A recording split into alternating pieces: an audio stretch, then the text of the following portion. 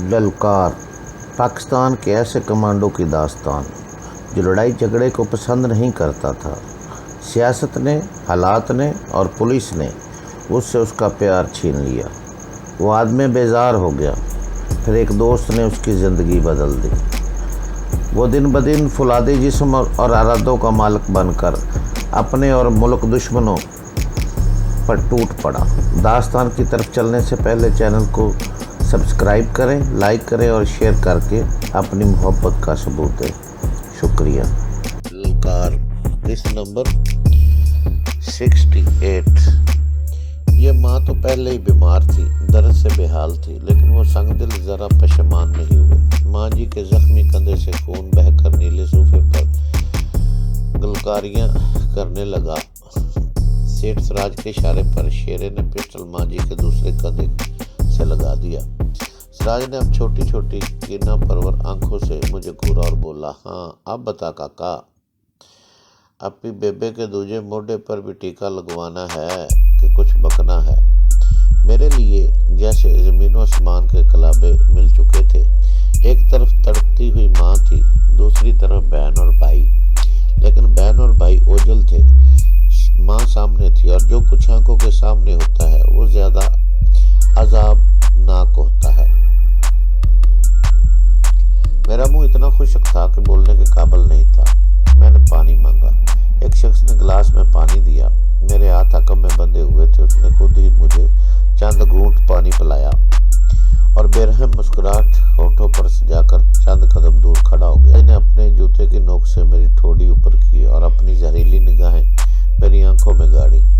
इसकी रीछ जैसी चमकीली आंखें, जैसे ये बेज़बान खामोशी कह रही थी, तुझे कहा था ना मुझसे मत्था ना लगाएं तो बात बहुत दूर तक चली जाएगी। तूने मेरे मुंह पर चपेट मारी थी और इस चपेट के लिए मैंने तुझे पूरी माफ़ी नहीं दी थी। अब तेरे नाल नाल तेरी माँ और तेरी जवान बहन को भी तेरे किए की सज़ा भुगतना पड़ेगी। मैं सेठ सिराज की वैसी आंखों में नहीं देख सका और नज़रें झुका ली। वो सरसराती आवाज़ में बोला, काका जी ज़्यादा टाइम नहीं है, जल्दी बकवास करो नहीं तो दूजे कंधे में दूजा टीका लग जाएगा और फिर शायद तीसरा टीका लगेगा। ये लगेगा बेबे जी के सर की हांडी में। हांडी के 2-3 टोटे ज़रूर हो जाएंगे। चलो शाबाश, फोन नंबर बोलो। मैंने धुंधलाई हुई नज़रों से माँ को देखा। माँ जी की सांस फंस कर आ रही थी। यूँ लगता था कि गोली कंधे में लगकर पसलियों की तरफ चली गई है। शेरे की बेमोहर उंगली फिर पिस्टल के ट्रैगर पर थी। किसी भी वक्त ठक की मनहूस आवाज़ दोबारा उभर सकती थी। मैं टूट गया, रेजा रेजा हो गया। मैंने लड़खड़ाती आवाज़ में छोटे भाई आतिफ का सेल नंबर बताया और उसके साथ ही दिल की गहराइयों से दुआ की कि यह नंबर अटेंड ना हो सके। सिराज ने फ़ोन नंबर मोबाइल सेट पर प्रेस किया और कॉल मिलाने से पहले बोला, देख काके, अपने भाई से वही बोलना पड़ेगा जो तुझको बताया रहा हूँ। एक लफ्ज़ भी दाएं बाएं करेगा ना, बेबे के दूजे मोढे में टीका लग जाएगा। भाई से पूछ वो कित्थे है, वो जहाँ बताए उसे बोल के वो उसे जगह ठहर जाए तो वहाँ पहुँच रहे हैं। गल समझ विच आ गई ना? एक बारी फेर कहना, एक लफ्ज़ भी सज्जे खब्बे करेगा ते गोली चलेगी।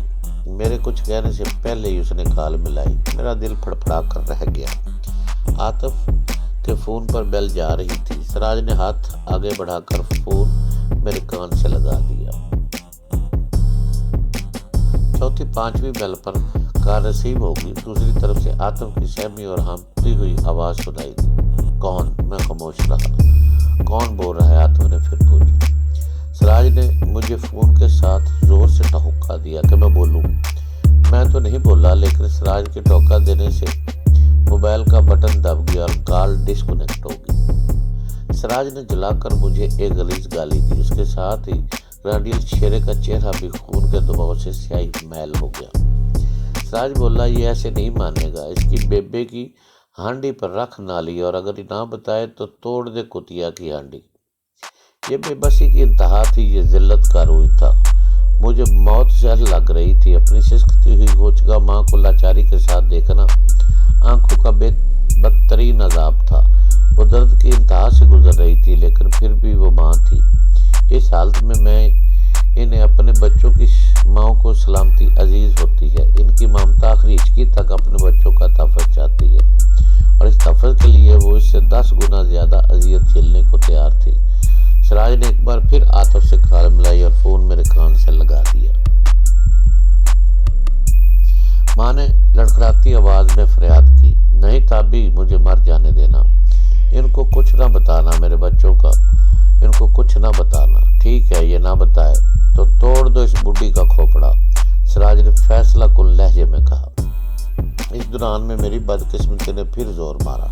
आतिफ से कॉल मिल गई। इस मरतबा आतिफ के फ़ोन पर फरह की लड़ती हुई आवाज़ उभरी। कौन है? कौन बोल रहा है? फरह की आवाज़ सुनकर से सिराज की आंखों में शैतानी चमक नुमाया हो गई। उसने मेरे सर के बालों को पकड़कर जोरदार झटका दिया। वो बेज़ुबान खामोशी कह रहा था, बोल नहीं तो तेरी माँ जा रही है। मेरे दिल ने गवाही दी कि वो इसके साथी माँ जी को भी मार देंगे, और अगले चंद सेकंड में मैं अपनी माँ की बेनूर आंखों देखूंगा, उनके साकत होंठ जो फिर कभी हमारे लिए दुआ के लिए नहीं बोलेंगे, और उनके मुंजमद हाथ जो कभी हमारे सर पर नहीं आएंगे। नहीं, मैं अपनी माँ को यूं नहीं जाने दूंगा, किसी कीमत पर नहीं। मेरे अंदर एक अजीब सी तवानाई लहर लेने लगी। मैंने कराहते हुए कहा, हेलो फरा। मैं ताबश भाई, आप कहाँ हैं? आप निकल आए हैं ना? अम्मी कहाँ हैं? आप ठीक है ना? खुदा के लिए बताएं, आप ठीक है ना? खुदा के लिए, वो बोलती चली गई। मेरे होठ लर्ज़ां थे, लेकिन मैं कुछ बोल नहीं पा रहा था। सिराज ने फ़ोन के माउथ पोर्शन को उंगली से ढांपा और सराती आवाज़ में बोला, इसे पूछ वो कहाँ है, किस जगह पर है, जल्दी पूछ, जल्दी। मैं जानता था कि सिराज और शेरे का पैमाना सब्र लबरेज हो चुका है। अब मैं न बोला तो माँ को मार देंगे, वो अगले चंद सेकंड में उनकी जान ले लेंगे। शेरे ने अब एक हाथ माँ जी के होंठों पर बड़ी मजबूती से जमा दिया था। वो नहीं चाहता था कि उनकी आह बका मोबाइल फ़ोन के ज़रिए फरा और आतिफ तक पहुँच जाए। माँ जी किस्मसा रही थी, उनकी आंखें फटी हुई थी। मैंने कराहती आवाज़ में कहा, हेलो फरा, मैं ठीक हूँ। तुम मैंने बहुत कोशिश की, मगर आवाज़ गले में रुक जाती थी। मैं इतना जिगरा कहाँ से लाता? फरा से पूछता कि वो कहाँ है।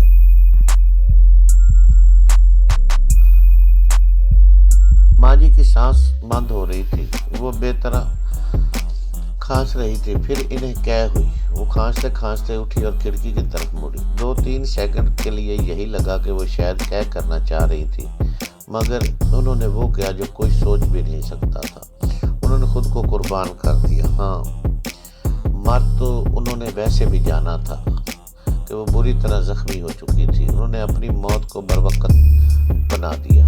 इससे पहले मैं इनकी जान के खौफ से सेठ सिराज की हिदायत पर अमल कर गुजरता, माँ जी ने अपनी जान दे दी, जाने आफरी के हवाले कर दी। वो करीबन 17 फुट नीचे पुख्ता सड़क पर गिरी थी। सिराज, शेरा और उनके साथी आवाज़ बख्ता होकर खिड़की से नीचे झांकने लगे। मैंने भी नीचे देखा, वहाँ ट्यूबलाइट की रोशनी थी। मेरी माँ का सर जिस्म के एक बड़े गमले से टकराया था।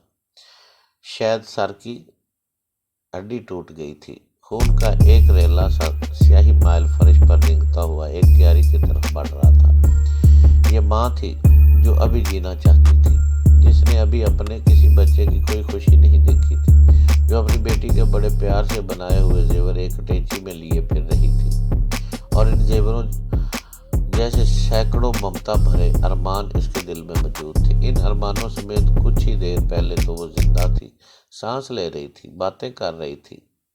मैं मुड़ा और अंधाधुंध सीढ़ियों की तरफ भागा। मैंने अपनी माँ का टूटा हुआ सर देख लिया था, फिर भी जैसे दिल में आस थी कि इनमें जान बाकी होगी। मैं उनके सर के टुकड़ों समेत अपनी गोद में रखूंगा और माथे को बोसा दूंगा। वो पलकें झपकने लगेंगी। पकड़ो, भाग रहा है शेरा दाड़ा।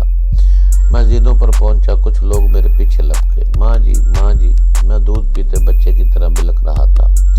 मैंने 4-5 जीने तय किए थे कि किसी ने अकब से मेरी गर्दन पर ज़रब लगाई। मैं लड़खड़ाया, अभी मेरे सामने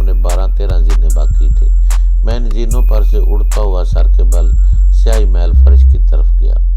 فرش جس میں سفیدی محلداریاں تھیں جو بہت سخت تھا اور ٹیوب لائٹ کی روشنی میں دمک رہا تھا۔ میں اس فرش سے ٹکرانے والا تھا، بری طرح ٹکرانے والا تھا۔ میرے ہاتھ عقب میں بندھے ہوئے تھے۔ پھر میں تاریکیوں میں ڈوب گیا۔ اپنی ساری کم ہمتی، لاچاری اور بدقسمتی سمیت مجھے ہر طرف سے ایک سرد سیاہ بے خبری نے ڈھانپ لیا۔ میری آنکھ کھلی، میں چت لیٹا تھا، یوں لگتا تھا کہ پورا جسم پھوڑا بنا ہوا ہے۔ میں نے اپنے سر پر ہاتھ پھیرا، کنپٹی کے قریب چپچاہٹ سی محسوس ہوئی۔ یقیناً یہ سر کے زخم سے بہنے والا خون تھا۔